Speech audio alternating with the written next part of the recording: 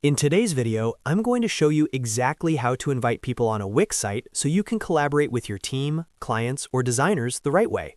Whether you're building a website together, managing content, or just need someone else to help you make edits, Wix makes collaboration very simple once you know where to look. This tutorial is perfect for beginners and experienced Wix users alike. If you find this video helpful, don't forget to hit the like button and subscribe to the channel for more easy Wix and website tutorials. All right, let's jump right in. First, open your web browser and go to Wix Studio.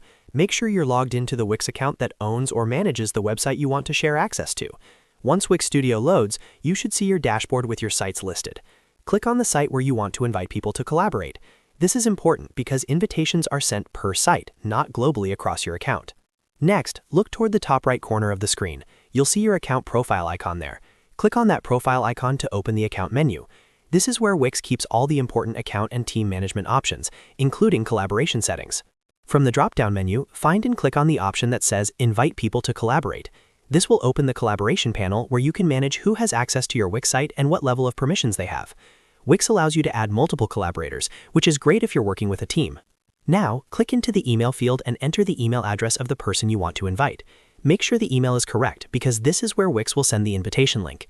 You can also invite multiple people at once by entering multiple email addresses, depending on your plan.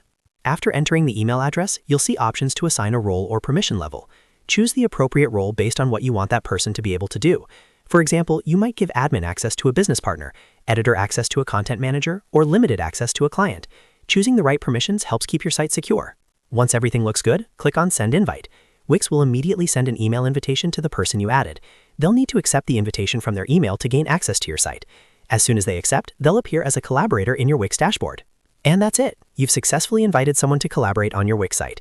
You can always come back to this section to remove access, change roles, or add more people as your project grows.